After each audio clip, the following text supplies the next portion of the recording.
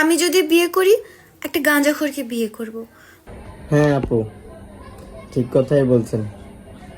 আপনার গাঁজাখোর ছেলেই দরকার। কারণ গাঁজাখোররা দেখতে অনেক কিউট হয়, তাদের চোখে নিচে ঢালা থাকে আর ঠোঁটগুলো কালো কালো থাকে, কয়লার মতো মুখ থেকে গন্ধ বের হয়। আর আমার আমার আমার ওটাই অনেক ভালো লাগে। আর হ্যাঁ, তাদের ঠোঁটগুলো কালো থাকে আর ওই জায়গাটাও ওইটা থাকে। হ্যাঁ, আর তাদের যে স্মেলটা, সেটা তো গুড স্মেল, সেটা তো আপনার নতুন পারফিউম হবে।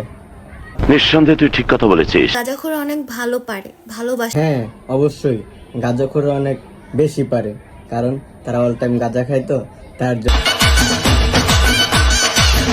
জন্য বেশি, অনেক বেশি, যেগুলা সহ্য করার মতন না। ভালোবাসা আর কি, বুঝতে পারছেন? অনেক বড়, তারা মেয়েদেরকে অনেক ভালোবাসে।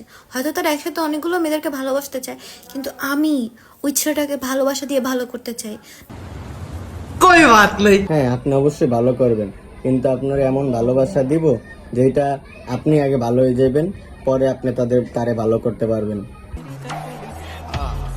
আমার যখন বাচ্চা কাচ্চা হবে, আমি আমার বাচ্চা কাচ্চাদেরকে কি গল্প শোনাবো যে তোমার বাবাকে আমি কিভাবে পাইলাম। হ্যাঁ, আপনার বাচ্চা কাচ্চা অবশ্যই হবে, ঠিক আছে?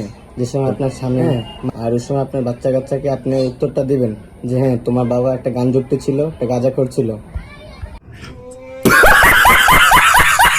ওদেরকে বলবো তোমার বাবা রাস্তায় পড়েছিল গাঁজা খেয়ে, তারপর আমি তোমার বাবাকে আমার ভালোবাসা দিয়ে ভালো করে ফেলছি। ওদেরকে বলবেন যে তোমার বাবা রাস্তায় গাঁজা খাইতেছিল, ওই সময় তোমার বাবাকে আমি দেখছি, তো সময় তোমার বাবাকে আমি পছন্দ করছি, তো তোমার বাবা একটা গাঞ্জুক্তি ছিল, তোমরা তোমার বাবার মতন গাঞ্জুক্তি হবে। আপনি পারবেন, আর আপনার সাথে এটাই যাবে, এটাই সুন্দর হবে। আপনি গাঁজাখোর ছেলে বিয়ে করবেন, এছাড়া আপনি বিয়ে করবেন না, আর আপনার ভাগ্যে গাঁজাখোর ছাড়া জুটবেও না।